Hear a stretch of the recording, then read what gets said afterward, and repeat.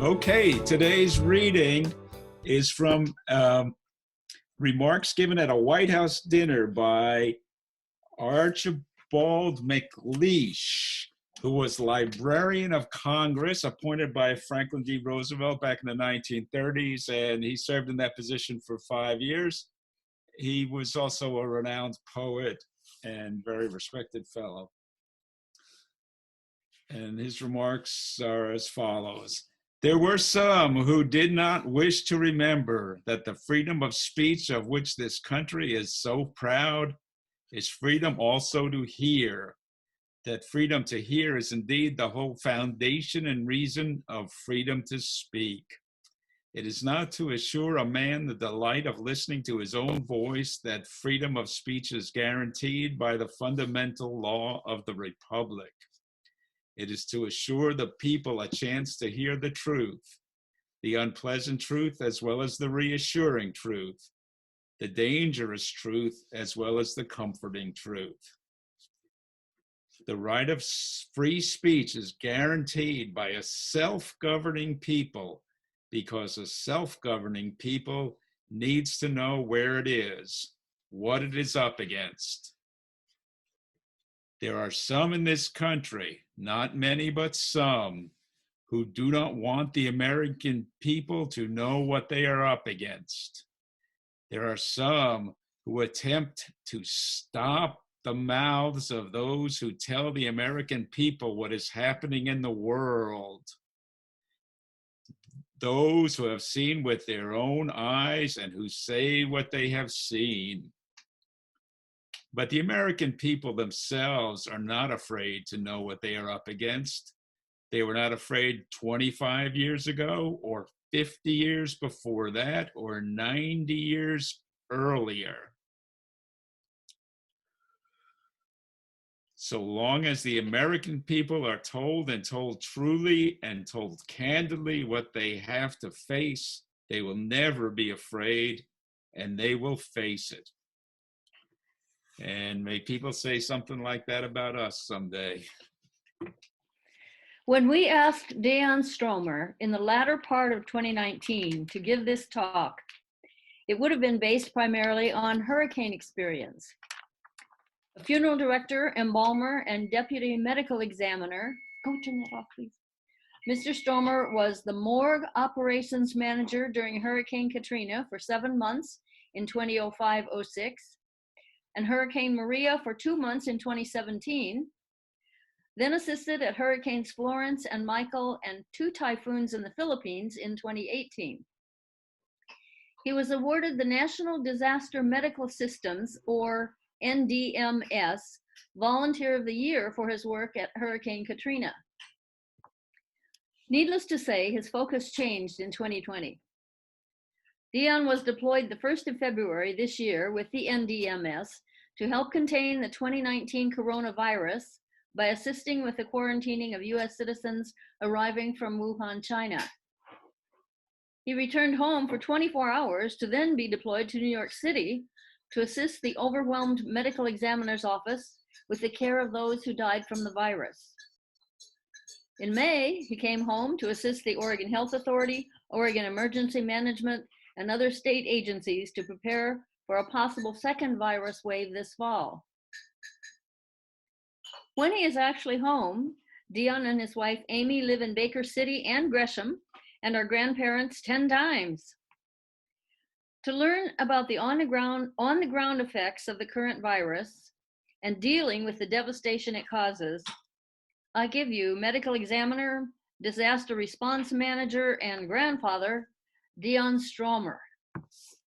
Well, thank you very much. I see the silent clapping. Thank you very much. It's good to be with you again. Back October of last year, was invited by Joyce and Helen to come visit about the aqua cremation new to the Northwest, and we got talking about my disaster work, and was invited to come back, and so I appreciate that.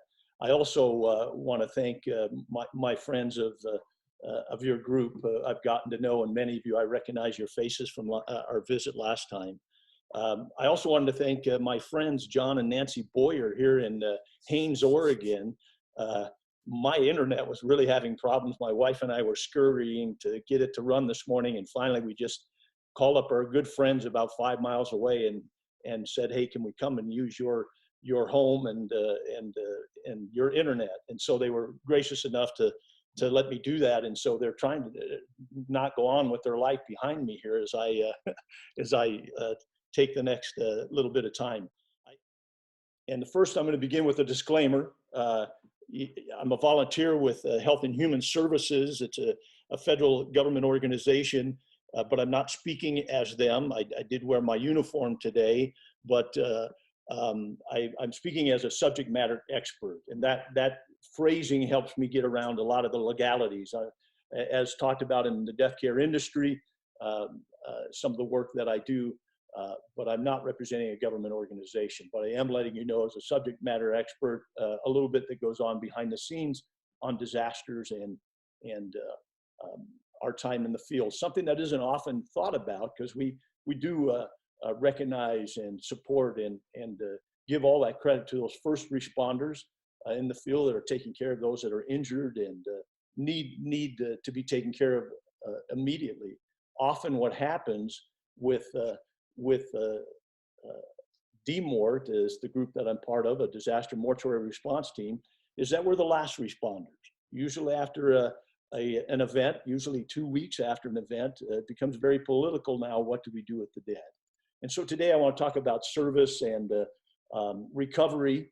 Our mission with DMORT, again, Disaster Mortuary Operational Response Team, under HHS, Health and Human Services, under National Disaster Medical Systems, that also has disaster medical teams, but also disaster veterinary teams, which I would have never thought of why you'd need a disaster veterinary team until I went to Katrina and saw all those domestic animals that were running in packs, doing what they do. It was interesting to see poodles running with Rottweilers in packs, they're searching for food and just trying to survive during a disaster. So veterinary teams, very important. The medical teams, of course, they're pre-deployed before an event when we know about them, like a hurricane, and then DMORT usually comes in after. And so our mission is to forensically identify any of the dead. And also with Rita, which happened 1 month after Katrina, was the washing out of caskets. There's enough air in a casket that's trapped that when an area is flooded, they will plop up out of the grave itself or out of a mausoleum, and we'll talk about that a little bit later. DMORT is divided into 10 teams throughout the country. We follow a FEMA pattern. We used to be under FEMA, and so Region 10 is where Oregon comes in, and so I'm a member of DMORT team Region 10. And we're made up of a lot of different disciplines, as those that you expect in the death care industry, but also dentists, forensic dentists, who normally practice as dentists, but when there's a need as forensic dentists, but forensic hygienists, you would never think, or x-ray technicians, we also use in our work in DMORT. So it takes a lot of people to make up a team. This is just a small training. There are about 1,000 members of DMORT throughout the country, and we got formed in about 1993. The first disaster they attended to was the Oklahoma City bombing. And so the reason for the development of DMORT was, how are we going to handle any a disaster or terrorist or like you say, a natural disaster? We always assume the military would be there to help. Finally, a fellow had Tom Shepardson was his name, at the national level with the National Funeral Directors Association, along with the government authorities, talked about forming teams that would relieve the military of that kind of work, that we're experts, have experts in the area of forensic science that could help identify. This is an interesting part of our culture.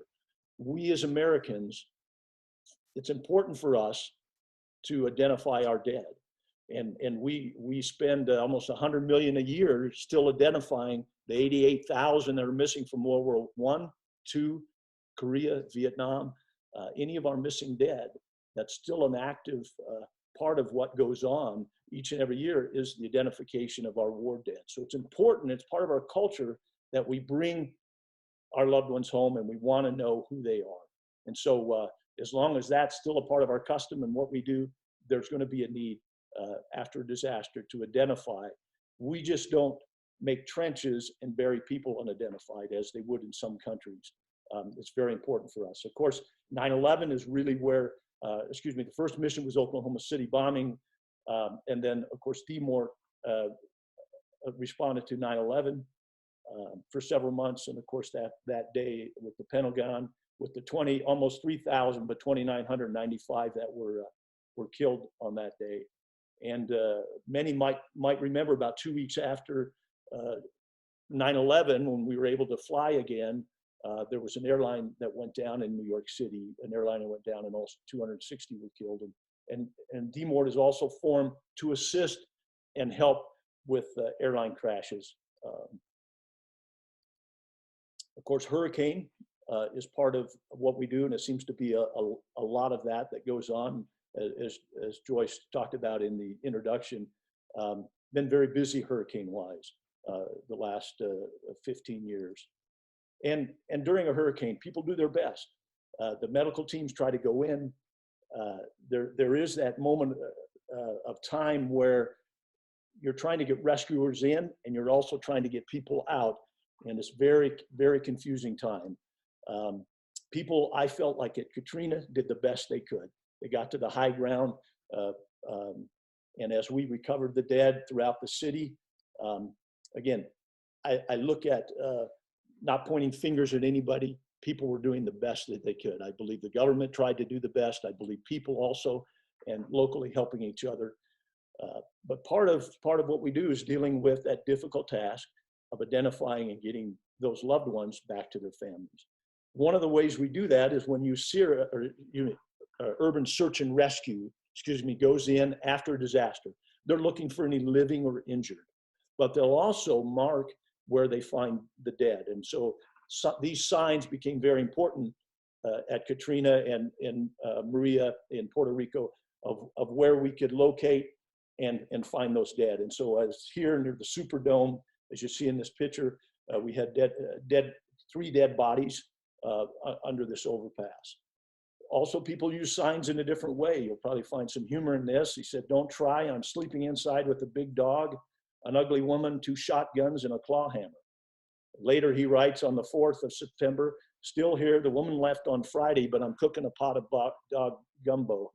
I thought that was kind of humorous as I went by that location. But we used those kind of messaging because cell phones were down, the communication was down. They actually brought up a small aircraft carrier up the river, the Mississippi River, to help with the communications during Katrina, I'm speaking of. Again, this body, you can see the outline of where this body was tied to this pole. And then once the water recessed, we were able to go in then and recover those decedents. I'm not spending a lot of time on Katrina and hurricane because I want to get more up to date of what we're doing. But this is the largest mausoleum cemetery in Louisiana. And though they look like homes, they're mausoleums. And this is what the flooding that occurs in a cemetery. The caskets will plop out. Some will travel very, very far.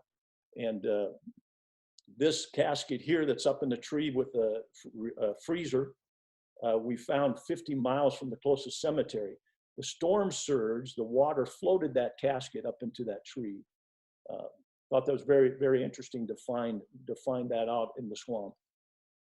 So after Rita, as I said, it became important for us then to return those casketed remains back to the closest cemetery. So what we would do is GPS the coordinates of where a casket was found, try to find the closest cemetery, and take that decedent there. Now, at first, we began to try to forensically identify, meaning we didn't know who was in that casket, and we were, through fingerprints, DNA, and dental work, we were going to look at starting to forensically identify that. That quickly changed, or identified them. That quickly changed because of the sheer number of caskets. We were thousands and thousands. I heard upwards of 10,000. Don't quote me on that, but there were thousands of caskets. So then we recasketed those decedents, took them to the nearest cemetery that we had GPSed where that casket was found. So like I said, behind the scenes, we don't think of these cemetery washouts. We are on standby now for Louisiana for Hurricane Laura, the possible cemetery washouts that may have occurred there. Not that we've had so many dead, but that the cemetery washouts that occurred. Then on to Hurricane Maria in Puerto Rico in 2017, 18 in there, sorry, the years run together at my age. A unique mission to come in and help the overloaded medical examiner system. Now we as DMORT have to be invited in by the local authorities, so the medical examiners who we work for and under, even though we're a federal organization, we work for the local medical examiner. And so each state would be different. You know, New York City has a higher threshold of when they would call in help to compare to maybe Portland. I know Portland would be overwhelmed at about 300 or 400 deaths. They would need to call in the authorities. Puerto Rico, their whole system was down, and so they needed help right away. And so as we came in, we're required to bring 3 days of food and water to be self-sustaining when we first come in country. A lot of the times we're in pretty austere conditions. We were placed in the convention center with 800 other people to try to get some rest and sleep and go on to work. Our work days are usually 12-hour shifts, 7 days a week. And these are our interpreters here from the National Guard that assisted us in Puerto Rico. I'll be talking more about the National Guard and these young people. I can't say enough about them rising to the occasion, never being around the death care industry or working with human remains. They really rise to the occasion. In Puerto Rico, we used, as we collected those decedents, these are what they call a MRC. They're a military system that are used in the war theater to gather the dead and then just refrigerate them for a short time as they can be then transported away from that. What we have found really from 9/11 up through Katrina and today, that we use refrigerator trailers. They seem to be the best for containing and holding human remains, the most dependable. Even those military MRC systems are not meant for long time storage of human remains. And so we found that refrigerator trailers, and we use them, of course, in Puerto Rico. These pictures you're seeing are from the internet, and so I'm not showing you things I'm not supposed to. But that just so you understand, this is the morgue in Puerto Rico. It becomes very overwhelmed very quickly, and that's how a system breaks down. And we'll talk about that a little bit more in New York and why the system just became so overwhelmed. This was a funeral director I had met and worked with, really a nice fella, and he had this bling on his neck, and I asked him if I could take a picture of his bling up close, and so you'll see it's a gold-plated casket with his name of his funeral home under it. The other about this fella, a couple days later, as I saw him on a daily basis as he was bringing decedents from his part of the island, Puerto Rico, to us in San Juan to be processed. He had some treacherous roads to go over, and he rolled down a ravine and was killed, actually. And so we took care of him a few days later. So it becomes personal too as you meet people. This was a National Guard member who was killed while we were there in Maria. So often we will take care of some of our own volunteers, workers that may have had a medical crisis while we're there, or others that we get to know.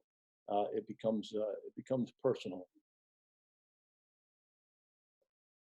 Now I want to move on to, as Joyce talked about, this year been quite different. This was an unusual mission for DMORT especially, but we were selected to assist with the quarantining at the Air Force bases that began.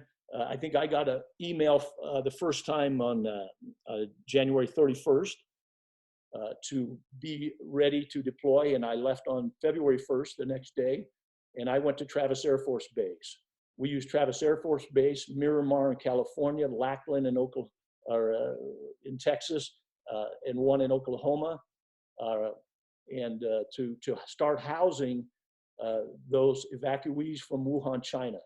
Then later we began to, again, I'm asking you to go back a little bit this year, but you'll remember the Japanese cruise ship that floated around in the harbor in Japan, wanting what to do with those American citizens. And then we had the Oakland cruise ship. And then there was about 30 other cruise ships still waiting to come into in country. So the thought was that we would first be able to contain the virus. And so they asked DMORT to come in for two reasons. One, as funeral directors, we work with a lot of people in grief. We understand upset people. This was a historic quarantining of US citizens. We hadn't done it since the 70s. And in the 70s, it was one plane load of people. This, we were talking thousands and thousands of people to quarantine. So at Travis Air Force Base, we had taken some of the military housing that is there in the yellow and outlined that along with their large hotel that they have on base that's normally used for the reserves as they come in and different trainings and businesses come in. I believe the hotel held about 350 or had 350 rooms. And so we prepared a hangar so we could process, as these planes came from China, to process these individuals, to make sure we had their names, they were correct, taking temperatures, getting them some food.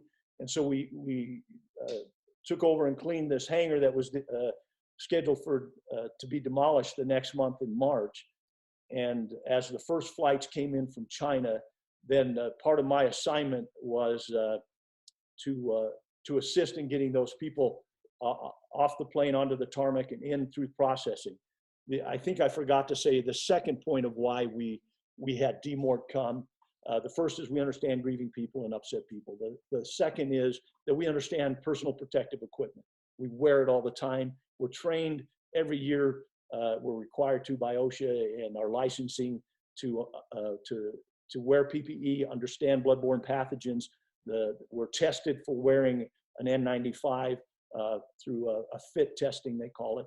And that was the other reason they didn't have to spend a lot of time getting us up and trained to be able to take care of. So there was a lot of unknowns with the virus early February, how it was passed, those type of things. And so those were some unknowns. And so we knew to dress in our PPE.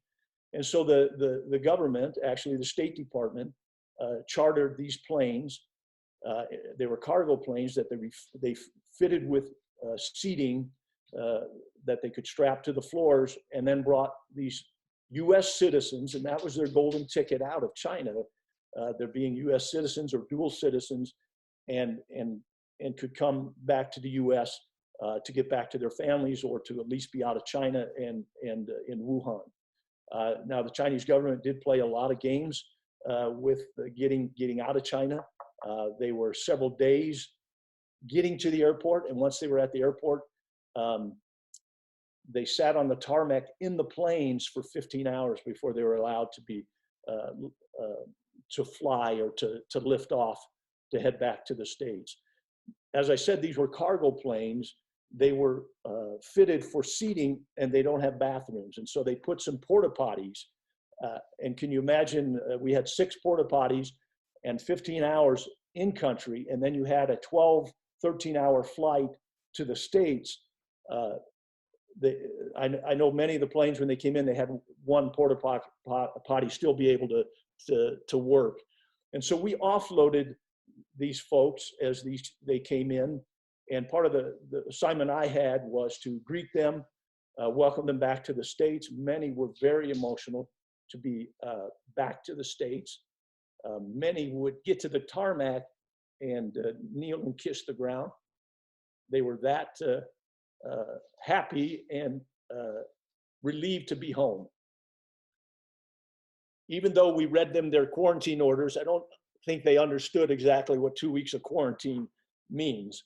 That they were limited in their space where they could be, even though in the hotel they had a lot of accommodations, but we had to bring their food in 3 times a day. We took their temperatures twice a day. We also then, because from the Wuhan China group, we had 70 children 4 and under put on activities for children and also for the adults to try to buy the, to help them spend their time in activities. This was one of the first groups that helped. That was the night, and all these planes seemed to come in at 1 and 2 in the morning, but we're just finishing up processing the first 2 plane loads that have come in, and took a group picture there. I talked about, of course, the personal protective equipment. We had U.S. Marshals there monitoring the grounds, even on the military base, to make sure everybody stayed in quarantine. And then, of course, when we went in, we had to be in personal protective equipment. We tried to make it fun for the kids. The importance of wearing masks was just, again, really, this is the start of the virus. And we were doing what we were first learning about. We're encouraging that sanitizing and wearing masks.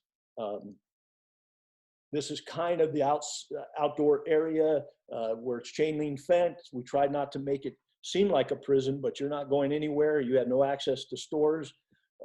You could after a few days order off of Amazon, and people were able to do that to get their laptops or other things that they didn't have, or certain kind of foods they wanted, because we'd have that catered, and then that food we would bring into them. This is a town hall meeting we would have every day with the residents to explain exactly what's going on. We had a little newspaper we printed every day, or a little sheet of paper that with information. Again, they're trying to understand the process of a quarantine, and we were learning about how to run a quarantine. We got better as time went, but trying to meet their needs to make sure they were taken care of, but that they were safe and we were keeping safe. We also put on activities, as I said. This is a kickball game that's kind of getting started here for the residents. We did Tai Chi with the residents to try to keep them active and things to do, than to just stay in their hotel room or into their room in the barracks. They started an art wall. This is right after they started taking a lot of the art off after quarantine was ended.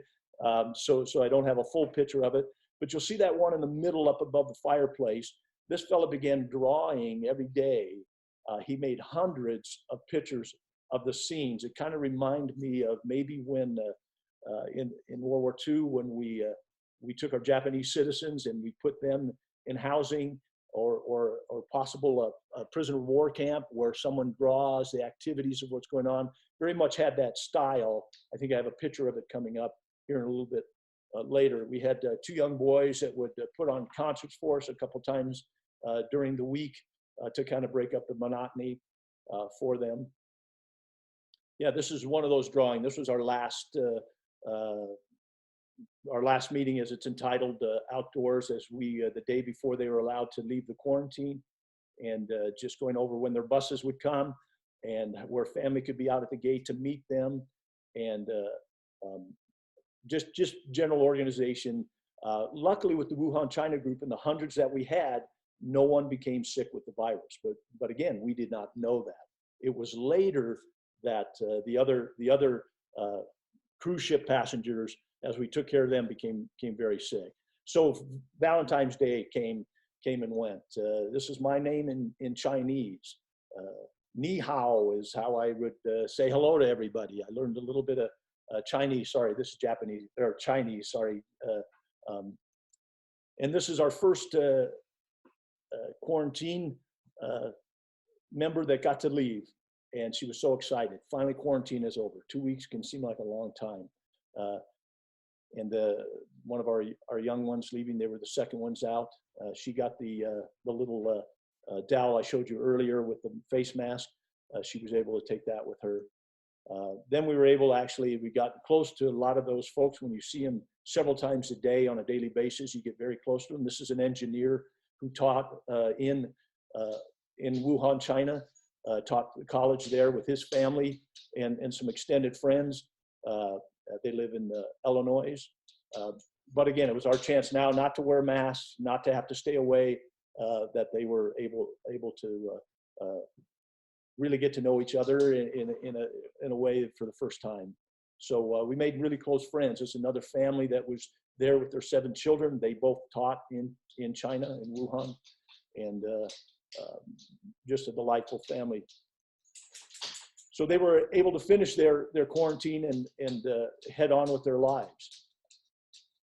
But as they were leaving, then we had the Japanese cruise ship that then started to enter the scene.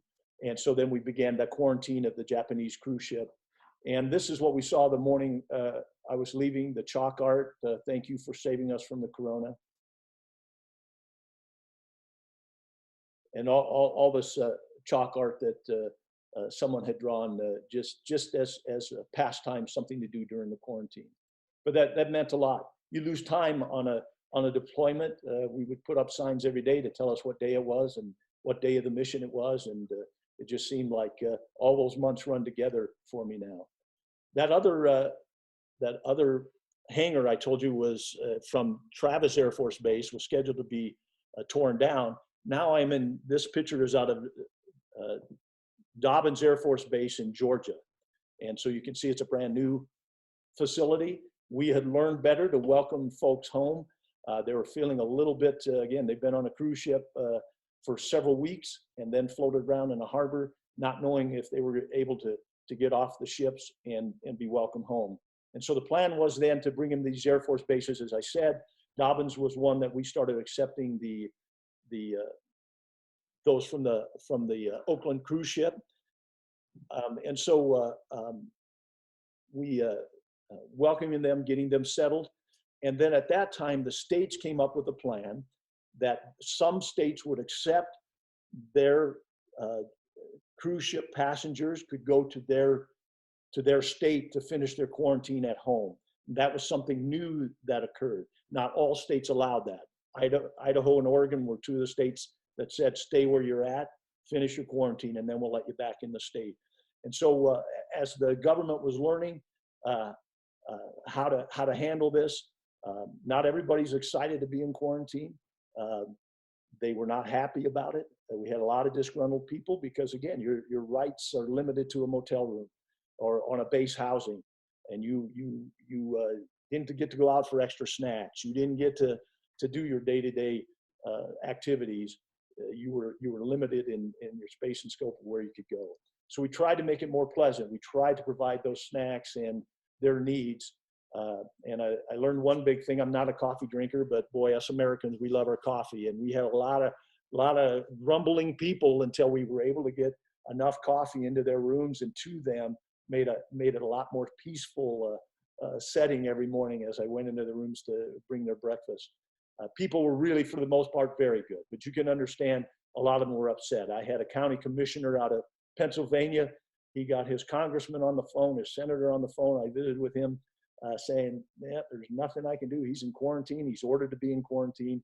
And that's the way it is. But as you said, we tried to set up the lobbies, or as you can see, we tried to set up the lobbies so that it was comfortable for folks. This is just the daily food delivery that we made. And we were always conscious of the virus. It really struck those cruise ship passengers very hard. Probably of the 1,500 people that I personally had physical contact with, and I say personally meaning I helped them down the plane, the stairs of the plane. We didn't have a jetway. We had, on the Air Force bases, they just have stairs. They're about 2.5 feet, 3 feet wide. A lot of elderly people that go on cruises, we had to physically help them down.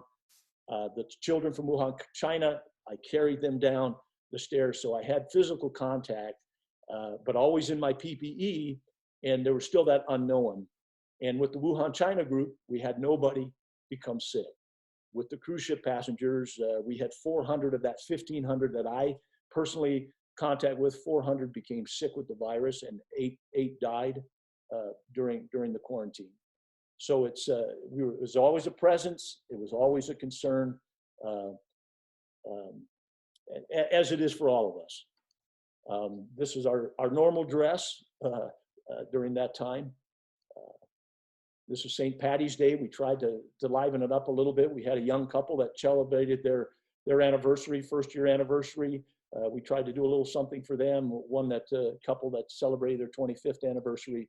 We tried to make it a little bit lighter for them. This was a fellow who was he was cleaning the area, but he just had a lot of fun with it. And he was a really great guy for the residents to come and visit with. He was always dancing. So we had to get in our show. This is a fellow I worked from North Dakota. He wanted to show me he knew how to do the, I forget what they call that dance, but he knew how to do it. This is the last night of the Dobbins group from the Oakland cruise ship. And they also, sorry, distorted here, but they also were having a little dance party. As you can see, the social distancing, they got away from that on the last night, and of course saw us recording them, and so then they quit for dancing. But they were really partying to be able to go home after 2 weeks of quarantine. So they were able to leave that next day. Many of this group became sick, and they would already be at the hospitals and not leaving. It was really sad to see as temperatures started to rise and people became very, very sick. My experience with the virus, it's a mean disease. It's a lung eater. You do not want this, as we all know, but it was hard to see people I got to know become sick and terribly sick with it. This is a couple I met at Dobbins, Robert and Lucille Johnson. And the reason they're with their son here. I didn't get a picture with them while I was in Dobbins. I didn't know our friendship would continue into New York City. They're from Brooklyn, New York. I got to know a lot of people. I still stay in contact with many of those that I helped in quarantine. But they became a very important part of my time in New York. So I want to talk about the New York response. So as Joyce said in the introduction, I went from Travis Air Force Base, those quarantining of the Wuhan China group, then the Japanese cruise ship, got home a day, was sent to Dobbins Air Force Base, and just had gotten home for a day and was asked to go to assist in New York City with the medical examiner's response. This is normally the uniform that we wear. I'm wearing it today just to honor because I'm speaking about it. But came into New York City. I was trying to get a picture of they had the Empire State Building lit in red and white for the first responders. Again, us last responders, we sometimes tag ourselves onto the first responders because we feel we're part of that group in a sense. So we were assigned to, at first, the Manhattan Medical Examiner's Office. So again, we work for the Medical Examiner's Office. This is the chief office of the Medical Examiner in New York City. They have the 5 boroughs, and they have medical examiner offices in all 5 boroughs. And as the death toll started to rise in New York, we expanded out to all 5 boroughs, and then finally created what we call a portable disaster morgue out at a pier on 39th Avenue in Brooklyn, and we'll be talking about that in just a moment. So the deployment starts as one mission, but then grows, and this definitely grew and changed with time. And so they were becoming overwhelmed in New York City. And the reason they became overwhelmed is the sheer number of deaths. At the height of the virus in April, I think the 8th and 9th of April, and there we were having 1,200 deaths a day, about 800 in hospitals and about 400 deaths at home. And the system became very, very overwhelmed very quickly. Funeral homes were backed up. The medical examiner, trying to assist hospital morgues, took in more of their decedents, which normally would stay at the hospital morgue. They now took them into the medical examiner system. The system just became backed up. Cemeteries and crematories were backed up about 8 weeks as the sheer number of deaths. What I'm showing you here now are pictures from the hospital morgues, trailers. So let me back up. The hospitals normally take care of the death. The death that occurs at a hospital, they would discharge that decedent to the morgue, and then the family would call a funeral home, and that's where the funeral home would come and pick up that decedent. the medical examiner normally is not involved in a hospital death. They've been under a doctor's care. It's not a suspicious death or an unattended death. So the medical examiner normally does not get involved. The hospitals became overwhelmed. Their morgues in hospitals are very small. I can tell you in Portland Providence Hospital, they have room for 4 in their morgue.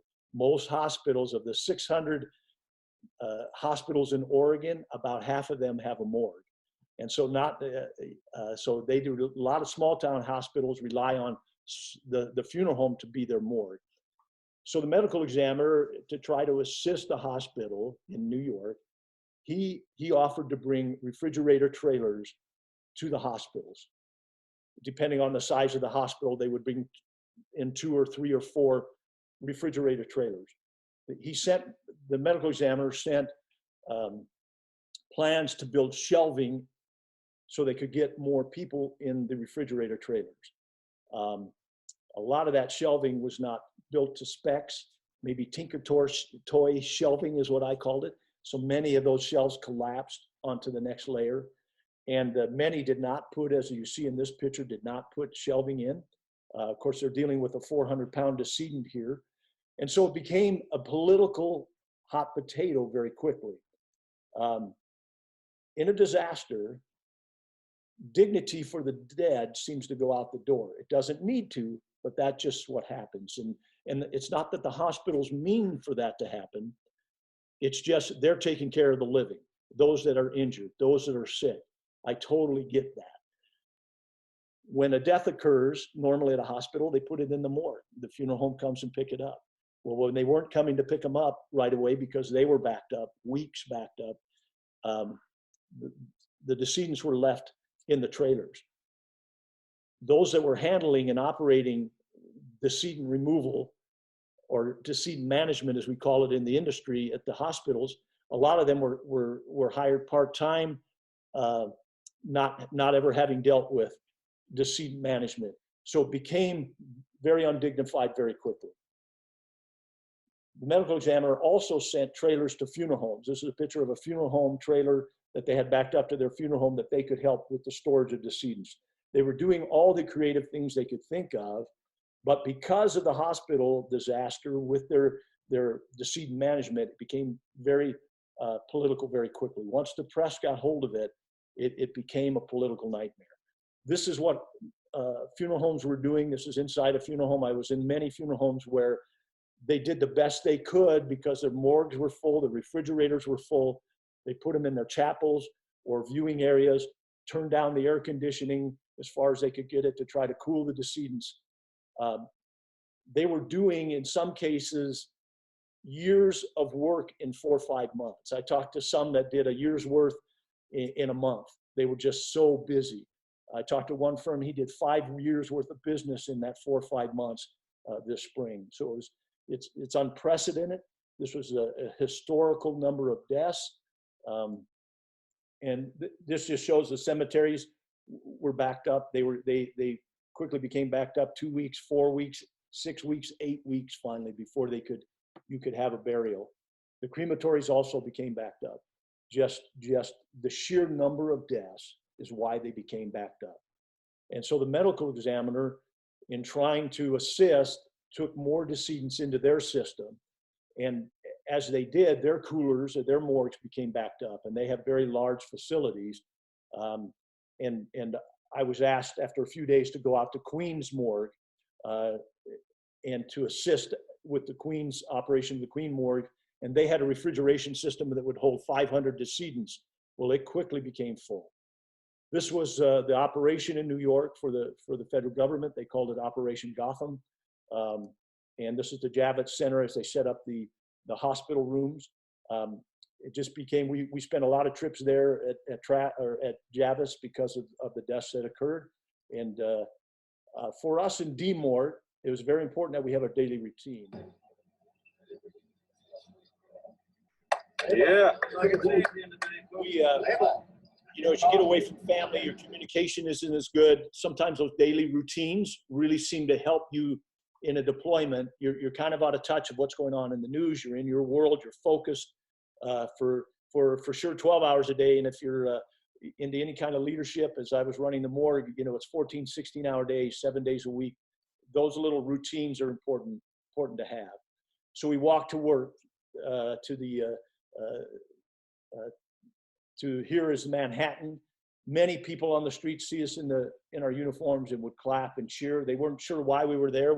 They just knew we were there to help, and it was very touching to be cheered that way. And every night at 7, they would get out on the street with pans and thank people, the first responders. And they didn't know the type of work we were doing, but they were thanking us. And we worked with the military. This is outside the Manhattan morgue. Finally, as it becomes overwhelmed, we move outside. We have to set up tents, shielding areas, places for the trucks. And we did that at all 5 boroughs as we tried to handle the number of decedents that were coming in. And again, this is outside the Manhattan morgue there. And this is just some fundamental objectives. So we stay focused every day of what we're there, that is returning those loved ones to their families. We worked with the military, as I said. We worked with Mortuary Affairs, which is the full-time military Title 10 troops that are around decedent affairs. But then we also worked with the National Guard. The 154th Engineering Brigade for New York assisted us in a lot of ways by removing decedents from homes, but also they were our muscle. In DMORT, we're an aging group. I think the average age is about 57. And so we need, it takes people to move decedents. It takes people to move bodies. It's a physical job. There's a lot involved with it.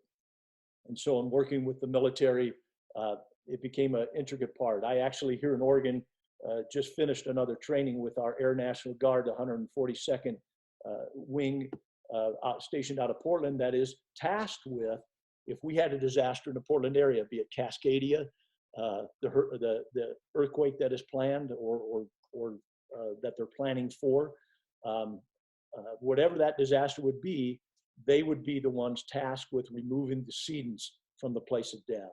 And so we train the military, work along with them, and I just can't say enough good about these young men and women. I was assigned out at the Queens Morgue in New York City. And again, we became very overwhelmed very quickly at Queens. The cooler you see to the left, there's 5 of them, holds 500 people. We had them in the hallways. We were just overwhelmed with the sheer number. We set up the refrigerator trucks out to the left of the Queen's office there, and realized then that the death rate is not declining. We are getting busier, and so we expand. And so the city have plans. They have a fatality management plan that they put in place, and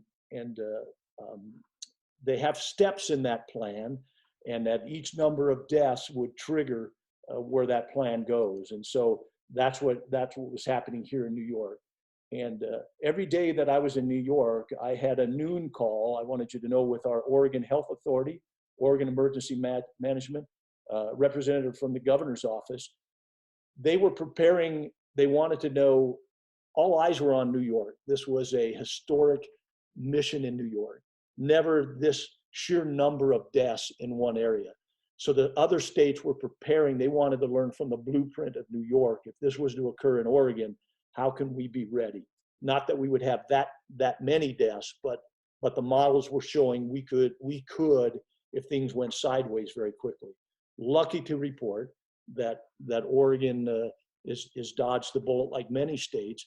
We are averaging 4 corona deaths a day in Oregon, and they assume, or models show, possibly 5,000 deaths in Oregon over and above our normal death rate for this next year that would occur. So it's not unmanageable, 4 or 5 a day, but where you're getting hundreds and thousands a day becomes very unmanageable very quickly. These were the shelvings I were talking about that we put in the refrigerator trailers. Normally with DMORT, we don't use shelving. We use 1 trailer and it will hold 21 decedents. That's 3 rows of 7. But we worked for the medical examiner. He wanted more space to utilize the space in his trailers. So they built these shelving. And I think it worked out really well because we could get 65 to 75 in those trailers. And you can see here by the sheer number of expanding, you don't need as many trailers. New York, we had 500 trailers, and I believe they utilized about 300, but they were planning as this went along if their need arose. Trailers are probably the hardest item to get a hold of, and I know in Oregon has been working on contracts for them, and that was one of the most difficult things to get a hold of because once they're used for decedents, a lot of companies don't want them back for produce or other type of things that need to be refrigerated, even though it can be decontaminated and be used. As you can understand, a lot of manufacturers don't want those trailers back. So in New York, I was talking about the different plans, fatality management plan. At 20,000 deaths, it kicked in what they called their super catastrophic deaths. It's hard to say fast, super catastrophic. So it makes me think of supercalifragilistic, so that's why I put it on there. But that meant that they would go into mass burying for the health and safety of the public. And in Oregon, we have that plan during a Cascadia. If we had a major event, Cascadia shows 50,000 deaths, the model show in the first few days. If that occurs, communities will have to do the best they can. And so mass burial is part of that. Mass burial is a real political hot potato. And we found that in New York. This is out at Hart's Island. Hart's Island has been used to bury their indigents for years.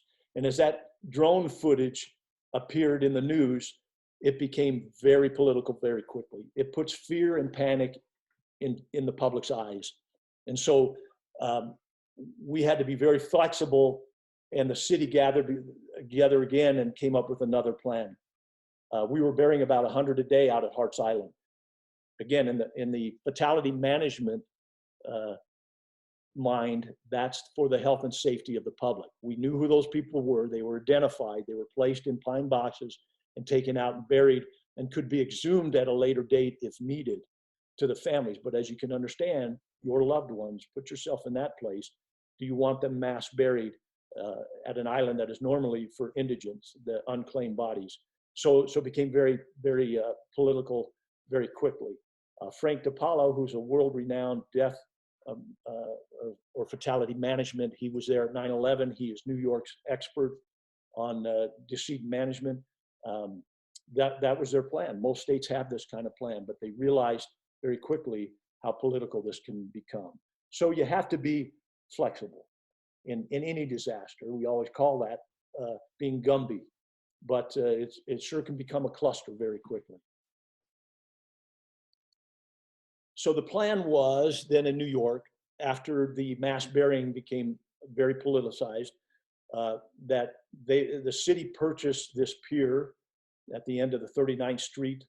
That picture you're looking at, that J2 shed at the bottom right, and the J1 shed to the top, I'm going to be talking mostly about those. The J1 shed was where, instead of mass burying, the city purchased this 170,000 square foot warehouse to put in freezer units that could hold up to 65 decedents. So we put in 160 freezer units that could hold 65 people.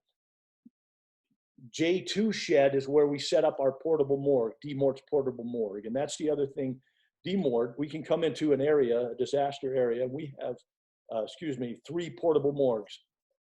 So they're set in different parts of the country so they can quickly be brought in on 2 semi-loads and be offloaded, and we can be self-contained. So we brought one of our morgues in and put it in shed J2 there at the bottom. Showing you the parking lot to the left is 90 acres of parking. And that's where we could put those 500 trailers, refrigerator trailers if needed. They actually brought in a barge or the idea was looked at to bring in a barge that could hold fuel so we could fuel those trucks, those refrigerator trailers. We were going through about 10,000 gallons a day of diesel fuel to keep those refrigerator trucks running. And so that's about a semi-load of gasoline that you see go down the road each day, trying to keep those refrigerator units going. So that became then the master plan, the super catastrophic fatality plan. And in all my years of fatality management, I've never heard the term super catastrophic used. And so we have a fatality plan, but then super catastrophic. And that number was 20,000 that kicked that plan into place. This is us, this is Frank DiPaolo, the back of Frank DiPaolo, but this is us going out to recon these warehouses. They were also slated to be demolished. And so as we went in, there was lots of work that needed to be done to set up the morgue and get ready for us to process those decedents. And so just popping through some of these pictures of the before and after and they were able to pull off these carpenter crews who, you know, New York's a busy city. They were able to pull those unions in and get them focused on getting this up and running in about a 10-day period of time. We had a great view of the city off the pier. That's kind of one of those barges, fuel barge I was telling you about there. So as the morgue starts to come together, you'll see the ramping come into place that we needed to offload those trucks to bring decedents in, process them through the morgue to make sure we have them positively identified, and then we reload them back on refrigerator trucks so that we knew exactly where they were. So when the funeral home came to pick them up, we knew that they were in truck 21. That's parked in this spot. They're in space A3. We can go and get that decedent and release them to the funeral home and to their family. You kind of see some of the construction going on, putting the morgue together. And as the morgue arrives, we start setting it up for our processing. Again, we're under Health and Human Services. Kind of interesting, they use this inflatable bag to get the tent up. I thought that was interesting. But so there, the morgue is pretty well complete. And as we prepare to start processing and intaking decedents from the medical examiner's offices, mainly the hospitals, to relieve them of the pressure and the stress. And one of the things we did, I showed you the pictures of those trailers that were very unorganized, is they send out subject matter experts, subject matter experts, demort personnel with the military to straighten those trailers out to make sure we could get a manifest of who was on that trailer, and then bring them in and then get help reorganize and help with the decedent management. And so those are the tables preparing, the ramps preparing, and the morgue just preparing to run our process. Here you'll see the National Guard to the right of the picture. This is their first training. We're giving them actual training on how to handle decedents and what the process would be. And I was called to be the morgue operations manager there. Had been at Katrina in Puerto Rico and then here in New York. So it's all about coming up with the flow of the morgue as they come in off the ramps, the trucks come in, the flow of that morgue, getting them through a decontamination, because again, we were unsure of the virus, how long the virus lives on the body. We've heard anywhere from 9 hours to 3 days. And so again, we took the precautions by being in PPE and in handling, but we deconned everybody or decontaminated everybody.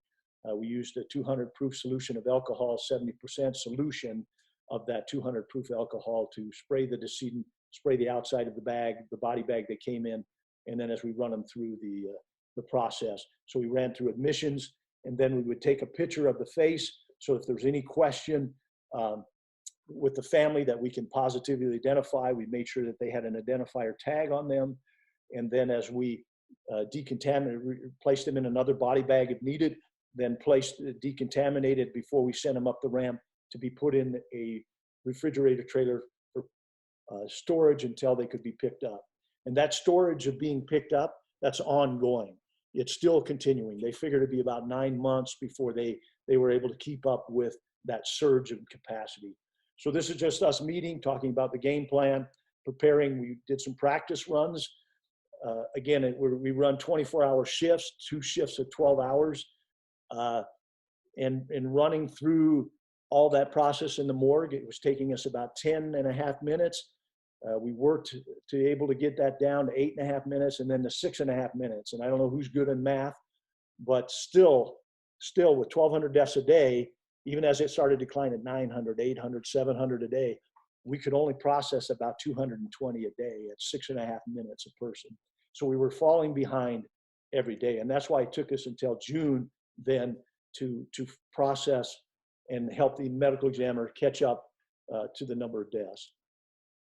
These are actually some government released photos that show you the process. So as we intake the decedent, bring them down the ramp, bring them into the morgue after they're deconned, and we run our process in the morgue. What you're not seeing there is any of the equipment that we would set up and have ready inside. But these are all living, even the person in the body bags, all a living individual. You're not seeing a decedent here.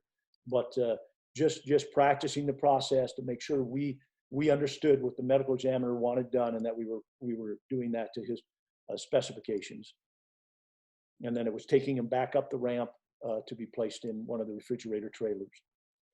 And in New York, they decided to use these orange body bags. Normally, I deal with the black or blue body bags. Colors don't matter. But I have to say the orange was to make us hypersensitive. These were positive coronavirus cases.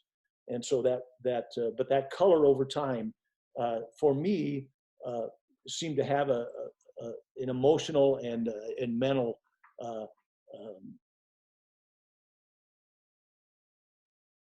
what do I want to say? It affects you. And you can't, I've been in this industry, the death care industry, 36 years, and I had to take a knee in New York. I became overwhelmed just by the sheer number of deaths that occurred. I put this slide in, and let me back up, since I was talking about the mental health. We had great mental health experts there to assist and help us. I got really close to a Dr. Jim Coyle out of Iowa. He great mental health professional, and told him I was struggling and needed to take a knee. He went on a walk with me, and I've been doing this for 36 years. Can you imagine those National Guard personnel who've never been around this at all, and the sheer hundreds and then thousands that they worked with day in and day out? It takes a toll on them. And we had those personnel there to assist and help them. And I let them know that it was okay that they had to take a knee. You don't need to man up or woman up. This is not normal. This facility I showed you, that the map of the pier, is historic in that it's the largest body collection point ever in the world. I mean, we've never had the sheer amount of deaths in one area. This is kind of a lighthearted moment, this photo here. This 3-star general, her name is Richardson, Laura Richardson, and my commanding officer is next to her on the right, Patricia Kaufman, is a pathologist out of Maryland. And then the deputy or medical examiner, deputy chief medical examiner there, her name is Dr. Michelle Sloan, and they were leading the mission in New York. I'm not leaving out Mr. Smith here, the 1-star general, but he kind of scurried into the picture and he wasn't supposed to be. These 3 women led the mission in New York. And I'm old enough to know that they broke a glass ceiling. This 3-star general oversees North America's defenses. Patricia Kaufman heading the New York mission, and then Dr. Sloan here. We worked under them. And it was interesting, as they came to tour the facility, all of us men as part of their posse, each of them having 10 or 20 of us behind them taking notes and things. It was just, I had to share with Dr. Kaufman later just how funny it was to watch them 3 women go through everything and all us men behind them. It definitely a different time, and they ran an excellent mission. And so I wanted to include them in my presentation. So after a while, again, in New York, we knew who these people were. They did not die unidentified. And that's really what DMOR does in a normal mission, is we forensically identify. So then it really became just to track the decedent management. It became very overwhelming very quickly. We were at about 35,000 deaths over and above the normal death rate, besides the day-to-day homicides and car accidents and things that occur in a very large city of this size. it became important to track and keep track of who's who and where they are. And it took this kind of program and this computer to keep track of it. There were so many. This is that area I wanted to show you of the freezer units. After this became Plan B for fatality management, we were able to adjust to go, mass burying is not politically acceptable. We need to come up with another. So this is the first dozen or so freezer units that were put in to that area. Again, it ended up with 160 freezer units with shelves that could hold 65 decedents. You can see there with the freezer units being utilized. This was an Easter service. It became very important for those that wanted to participate. You know, again, part of that mental health, having routines, but having some of those National Guard members there to be able to be there, be assisted, that make sure that they were okay health-wise. And I can't say enough for this, the people of New York who celebrated the first responders each and every day. And we tagged in on the shirt tails. We're the last responders, but we felt like we were doing, a lot of people will never know, and we're behind the scenes, and that's the way we like it in DMOR. But your interest is really kind of the first public notice of this kind of thing. We're behind the scenes, but we feel our work that we do is very, very important. So I came home to Baker City. This is my home in Baker City, and to quarantine after New York.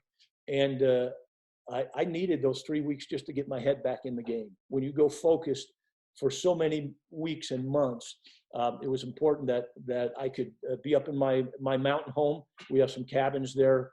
Was able to chop wood, build fence, and it really took me about 3 weeks before I felt like I was back home and normal again, without wondering every day, are they handling things in New York? How are things going? So my experience with the coronavirus was very different from my wife's, who again, at her home in Gresham, she left to our home in Baker and just quarantined and stayed here while I was gone, and found some humor that I wanted to share.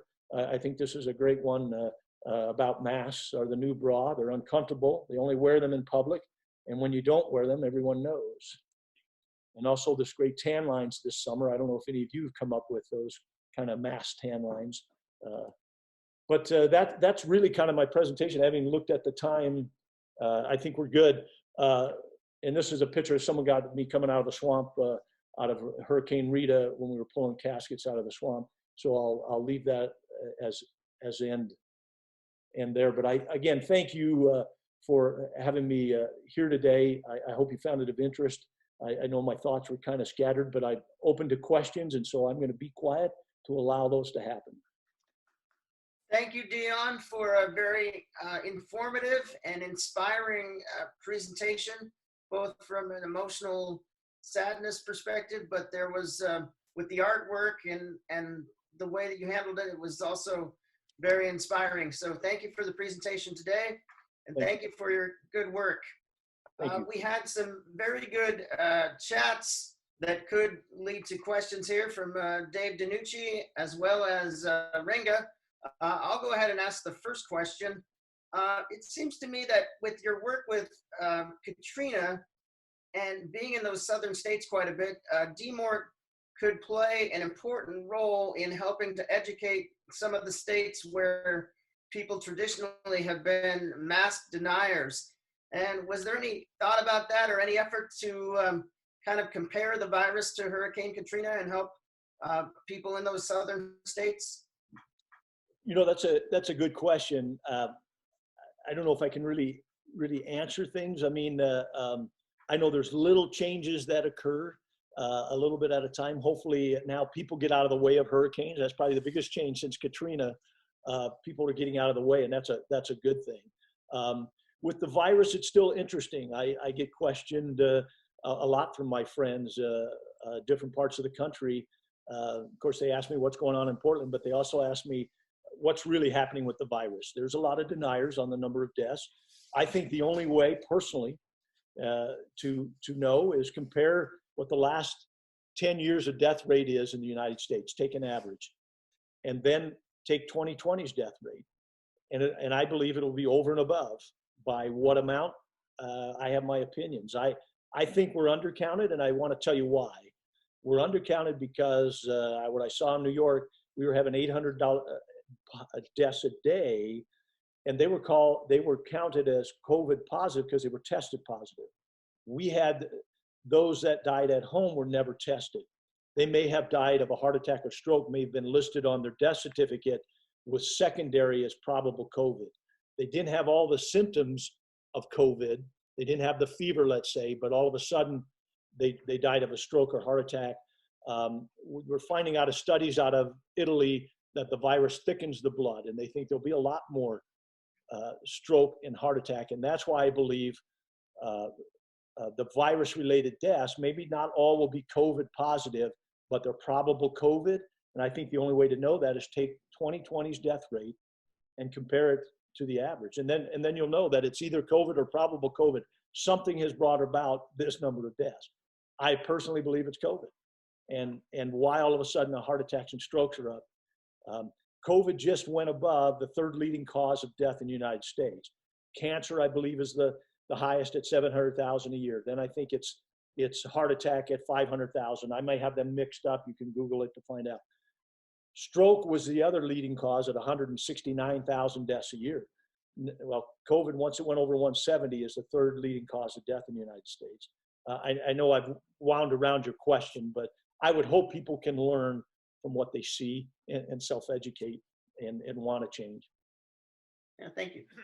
It just seems that being so exposed to the grim realities of all these deaths, it might be really frustrating to be tuned into the politics going on at the same time, seeing inaction or downplaying of the pandemic by the politicians or whatever.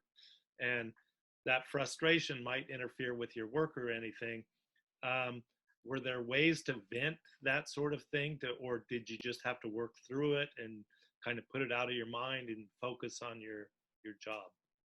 Yeah, good question. We mainly focus on the job. We vented amongst ourselves, but we could see what was happening. We knew the reality, and so whatever was being reported out there.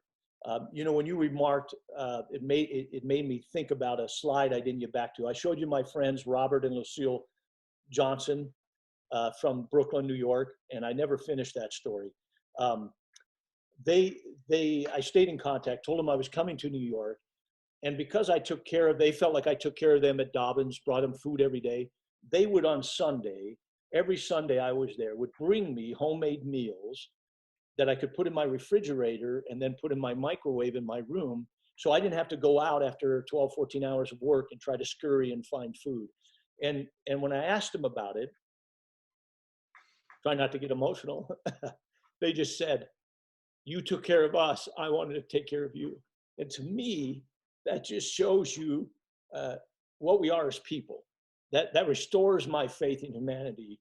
No matter all the craziness that goes on, we are good to each other, and that's important. That isn't being lost.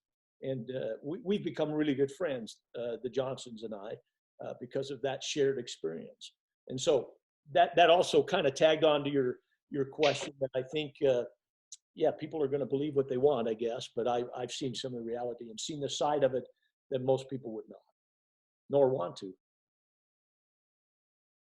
And we had a similar comment from Renga. I'll paraphrase and maybe ask it as a question. I know that DMORT wants to stay behind the scenes. It's part of the culture, part of the mission.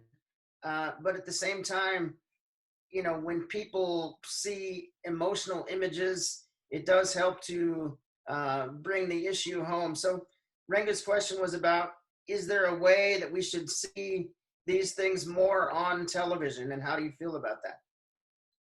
Well, good question. I know the standard answer from my superiors will be, we don't do that. But you have taken the step by inviting me, and I've also probably taken a step that hasn't been taken that I know of to actually allow this to be recorded and have it out there on the internet.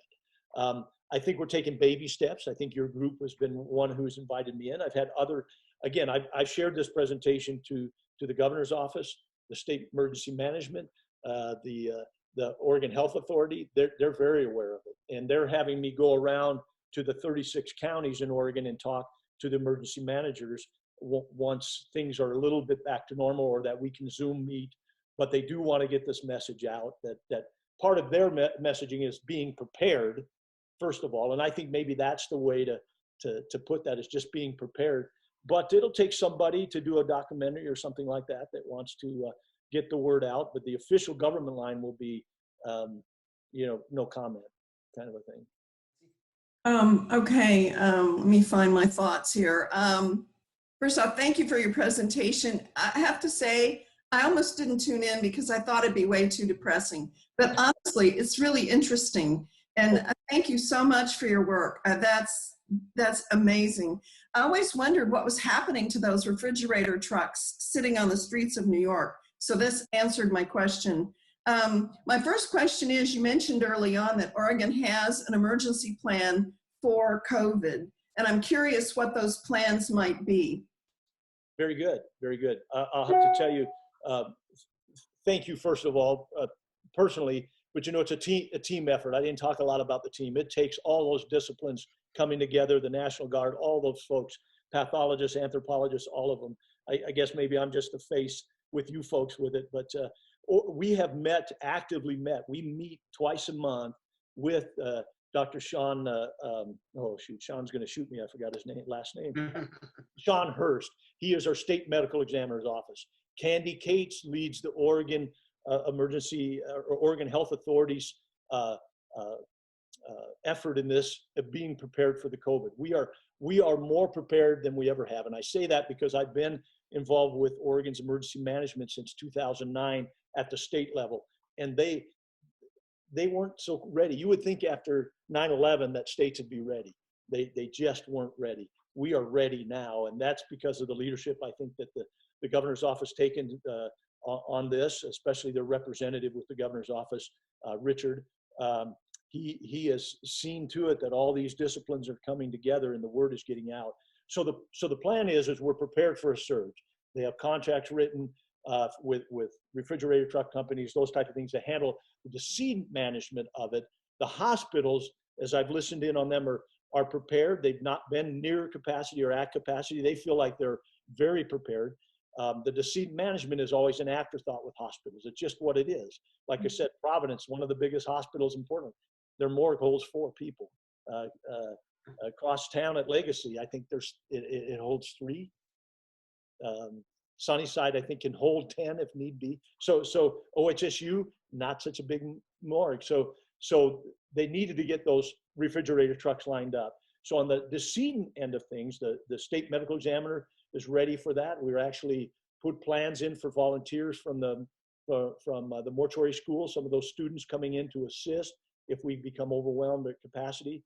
They know to call in BMORT at some point. We also have formed Kathy Phelps from Clackamas County Medical Examiner. She's the chief medical examiner there.